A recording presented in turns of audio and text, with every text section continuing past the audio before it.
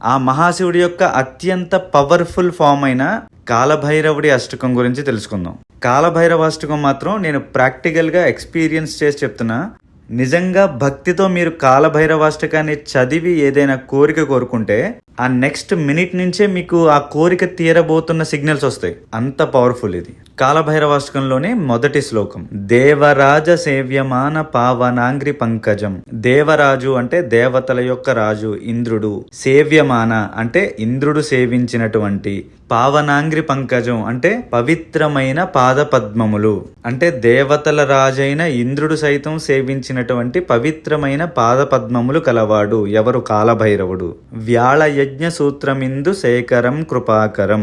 వ్యాళయజ్ఞ సూత్రం అంటే పాములను లేదా సర్పాలను యజ్ఞోపవీతంగా ధరించి ఉంటాడు అని. ఎందుకు అలా ధరిస్తాడు అంటే, సర్పం అంటే దేనికి ప్రతీక? మృత్యువుకి. ఆ మృత్యువునే సునాయాసంగా యజ్ఞోపవీతంగా ధరించాడు అంటే ఆయన మృత్యుంజయుడని. ఆ మృత్యుంజయ తత్వాన్ని చెప్పడానికి ఆయన అలా ధరిస్తాడు. వ్యాళయజ్ఞ సూత్రం ఇందు శేఖరం కృపాకరం. ఇందు శేఖరం అంటే చంద్రుణ్ణి ధరించినవాడు, కృపాకరం అంటే మనందరి యందు కృప కలిగినవాడు.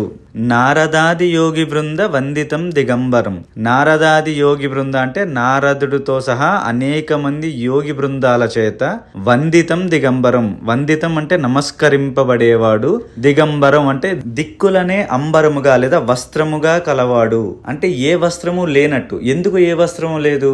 ఎందుకంటే మొత్తం సృష్టి అంతా ఆయనలోనే ఉంది. ఇంకా ఆయన బయటే ఉంటుంది. ఆయన బయట ఆయనను మించి ఇంకేమీ లేదు. ఆయన పైన ఉండడానికి ఏమీ లేదు. సృష్టి మొత్తం ఆ పరమేశ్వరుడిలో ఉంటుంది, ఆ పరమేశ్వరుడిలో పెరుగుతుంది, చివర్లో అంతా మళ్ళీ ఆయనలో కలిసిపోతుంది. అంతే. ఇక ఆయన్ని దాటి ఆయన పైన ఇంకేం ఉండదు. అందుకని ఆయన దిగంబరుడు. సృష్టి మొత్తం ఆయనైతే ఆయన ధరించగలిగే వస్తువు ఇంకోటి ఉంటుందా? కాశికాపురాధినాథ కాలభైరవం భజే అంటే కాశీ పట్టణానికి అధిపతి అయిన కాలభైరవుణ్ణి భజిస్తున్నా. చాలా మందికి తెలిసిందే కాలభైరవుడు కాశీ నగరానికి అధిపతి. అందుకే అంటూ ఉంటారు, కాశీ వెళ్తే ముందు కాలభైరవుడి ఆశీస్సులు తీసుకుని తర్వాత మాత్రమే కాశీ విశ్వనాథుణ్ణి దర్శనం చేసుకోవాలి అంటారు. తర్వాత శ్లోకం, భానుకోటి భాస్వరం భవాబ్ది తారకంపరం. భానుకోటి భాస్వరం అంటే కోటి మంది సూర్యుల కాంతితో వెలిగిపోతూ ఉంటాట కాలభైరవుడు. భవాబ్ది తారకంపరం అంటే ఈ పుట్టుక చావులతో కూడిన సంసారం అనే సముద్రాన్ని దాటించి మనకి మోక్షం ఇవ్వగలిగిన వాడు. తర్వాత పరం అంటే పరమాత్ముడు, సాక్షాత్తు పరమేశ్వర అవతారమైన కాలభైరవుడు. తర్వాత లైను నీలకంఠమిప్సితార్థ దాయకం త్రిలోచనం. నీలకంఠ అంటే కంఠమునందు నల్లటి మచ్చగలవాడు.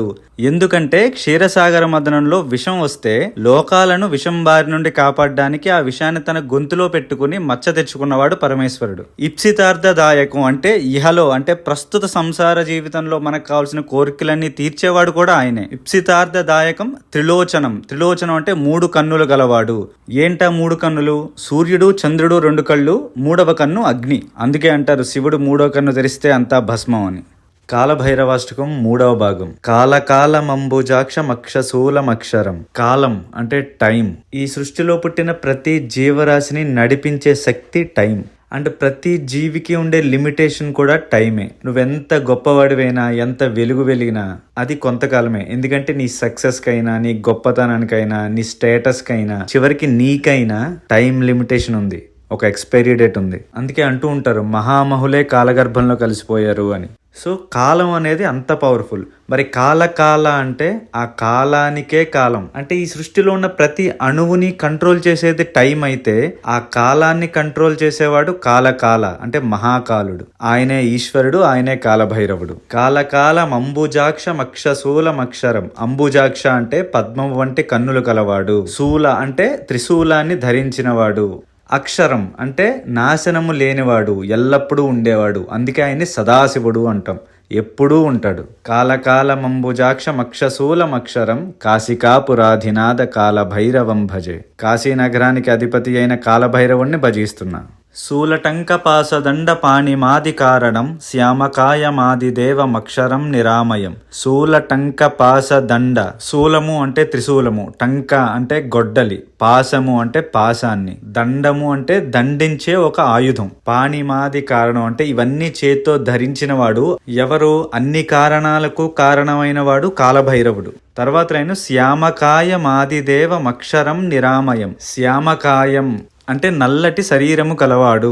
ఎందుకు శివుణ్ణి గాని భైరవుణ్ణి గాని విష్ణువుని గాని నల్లటి రంగుతో పోలుస్తారు అంటే, మనం ఈ మొత్తం సృష్టికి గాని ప్రతి అణువుకి మూలాన్ని వెతుక్కుంటూ వెళ్తే మనకి దొరికేది చీకటి, శూన్యం. ఆ చీకటి నుండే అన్ని పుడతాయి.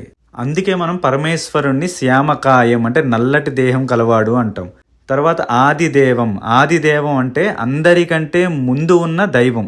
అక్షరం అంటే నాశనం లేనివాడు, అందరికంటే ముందు నుంచి ఉన్నాడు, ఆ తర్వాత కూడా ఎప్పటికీ ఉంటాడు. శ్యామకాయం ఆదిదేవం అక్షరం నిరామయం అంటే ఈ బంధాలు బాధల నుండి విముక్తుడు అయినవాడు, మనల్ని విముక్తులను చేయగలిగినవాడు ఈశ్వరుడు. భీమ విక్రమం ప్రభుం విచిత్ర తాండవ ప్రియం కాశికాపురాధినాథ కాల భైరవం భజే. భీమ విక్రమం అంటే అత్యంత భయంకరమైన శౌర్యం కలవాడు, ప్రభు ఈ లోకాలన్నింటినీ పాలించేవాడు. విచిత్ర తాండవ ప్రియం. ఎందుకని విచిత్ర తాండవం అన్నారు, జస్ట్ తాండవం అనకుండా?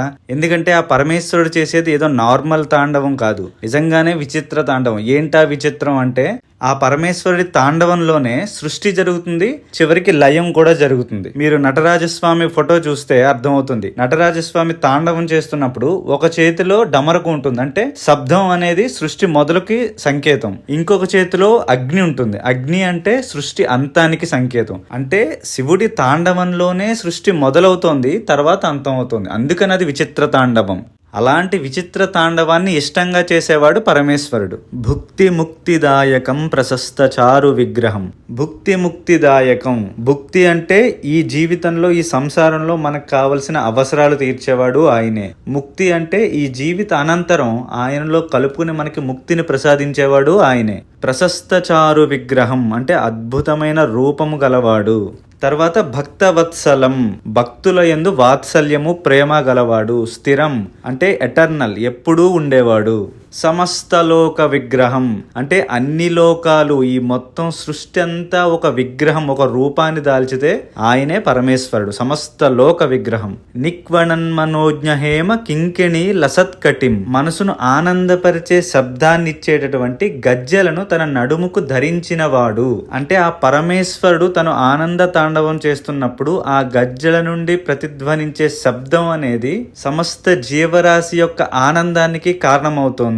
కాశికాపురాధినాథ కాలభైరవం భజే.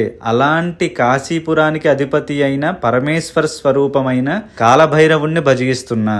ధర్మసేతుపాలకం త్వధర్మ మార్గనాశకం. ధర్మసేతుపాలకం, ధర్మసేతు అంటే ధర్మానికి వారధి వంటి వాడు. పాలకం అంటే ధర్మానికి వారధి అయి సమస్త లోకాలను పాలించేవాడు. త్వధర్మ మార్గనాశకం, త్వధర్మ అంటే అధర్మ మార్గంలో నడిచే వాళ్లను నాశనం చేసేవాడు. కర్మపాశమోచకం సుశర్మదాయకం విభుం.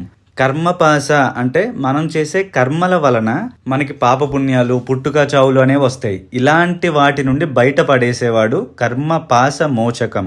సుశర్మదాయకం విభుం అంటే ఆయన్ని నమ్ముకున్న వాళ్ళకి శ్రేయస్సును, ఆనందాన్ని ప్రసాదించేవాడు. స్వర్ణవర్ణ కేశపాస శోభితాంగ మండలం. స్వర్ణవర్ణ అంటే బంగారుపు రంగు గల కేశపాసములు, జటాజూటములు కలిగి శోభితాంగ మండలం, అద్భుతమైన ప్రకాశంతో వెలిగిపోతూ ఉంటాడు. ఎవరు?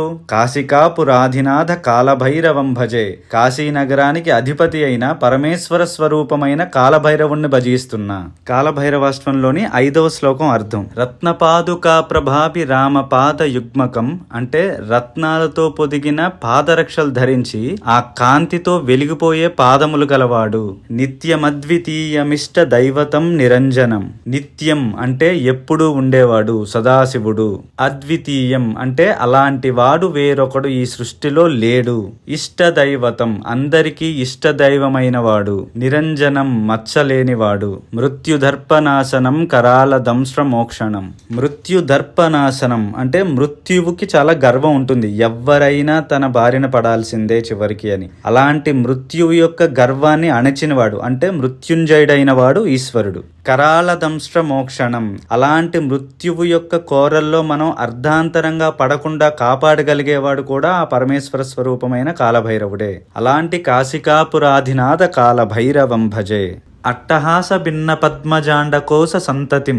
అట్టహాసం అంటే హెవీగా నవ్వడం. అలాంటి భయంకరమైన నవ్వుతో భిన్న అంటే ముక్కలు చేయగలిగిన వాడు. దేన్ని? పద్మజాండ కోశ సంతతిం అంటే ఈ బ్రహ్మాండముల సమూహాన్ని మొత్తాన్ని ఒక నవ్వుతో నాశనం చేయగలిగిన వాడు. దృష్టిపాత నష్టపాప జాలముగ్ర శాసనం, తన కంటి చూపు చేత మన పాపాలన్నింటినీ తొలగించగలిగిన వాడు, నాశనం చేయగలిగిన వాడు. అష్టసిద్ధిదాయకం కపాలమాలికాధరం, అనిమ మహిమ గరిమ ఇలా 8 సిద్ధులుంటాయి. అలాంటి అష్టసిద్ధులను సిద్ధింప చేయగలిగిన వాడు కాలభైరవుడు. కపాలమాలికాధరం, కపాలమాలికాధరం అంటే కపాలములను మాలగా ధరించిన వాడు. ఎవరి కపాలాలవి? బ్రహ్మ కపాలాలు. అంటే ఆయన మెడలో ఎన్ని కపాలాలున్నాయో ఆయన మాలలో అంతమంది బ్రహ్మలు సృష్టి చేశారు, తర్వాత అంతరించిపోయారు. ఈయన మాత్రం అలా ఉండిపోయాడు. అందుకు ఆయన కాలభైరవుడు. కాశికాపురాధినాథ కాలభైరవం భజే, కాశీ నగరానికి అధిపతి అయిన కాలభైరవుణ్ణి భజిస్తున్నా. కాలభైరవాష్టకంలోని చివరి శ్లోకం. భూతసంగ నాయకం విశాల కీర్తిదాయకం.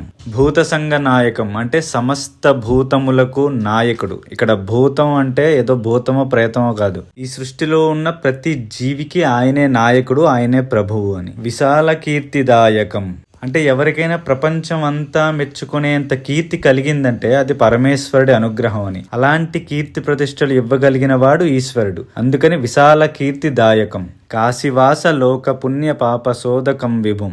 కాశీవాస అంటే ఈశ్వర స్వరూపమైన కాలభైరవుడు కాశీనే తన వాసంగా చేసుకుని కాశీలో ఉంటున్నాడు అని. లోక పుణ్య పాప శోధకం విభుం, లోకులు చేసే పాప పుణ్యాలను పరిశీలిస్తూ వాటికి తగ్గ ఫలితాలను వాళ్లకు అందజేసేవాడు, కలిగించేవాడు కాలభైరవుడు. నీతి మార్గ కోవిదం పురాతనం జగత్పతిం, నీతి మార్గము తెలిసినవాడు, ఆ మార్గంలో వెళ్లే వాళ్ళని రక్షించేవాడు. పురాతనం అంటే ఎప్పటివాడో. చాగంటి గారు అన్నట్టు అసలు ఈశ్వరుడు ఎప్పటివాడో చెప్పగలిగేవాడు ఎవడున్నాడు? అసలు ఎవడైనా శివుడి కంటే ముందు ఉండుంటే శివుడు ఇప్పుడు పుట్టాడు అని చెప్పగలిగేవాడు. ఆయనే జగత్తుకి కారణమైతే ఆయన కంటే ముందు ఎవరుంటారు ఇంకా? అందుకని ఆయన పురాతనం. జగత్పతిం, ఈ జగత్ మొత్తానికి పతి అంటే ప్రభువు. కాశికాపురాదినాథ కాలభైరవం భజే. ఎవరైతే కాలభైరవాష్టకాన్ని అద్భుతమైనదిగా భావిస్తూ దాన్ని రోజు పఠిస్తారో జ్ఞానముక్తి సాధనం, అలాంటి వాళ్ళకి జ్ఞానము ముక్తి కలుగుతాయి. అంతేకాదు విచిత్ర పుణ్యవర్ధనం అంటే గొప్పగా మన పుణ్యాలను పెంపొందిస్తుంది. శోకం, మోహం, లోభం, దైన్యం, కోపం, తాపం ఇలాంటి చెడు లక్షణాలన్నిటినీ నాశనం చేస్తుంది కాలభైరవాష్టకం. వీటన్నింటికి మించి ఎవరు కాలభైరవాష్టకం రోజు పఠిస్తారో వాళ్ళు పరమేశ్వరుడి యొక్క పాద సన్నిధిని చేరుకుంటారు.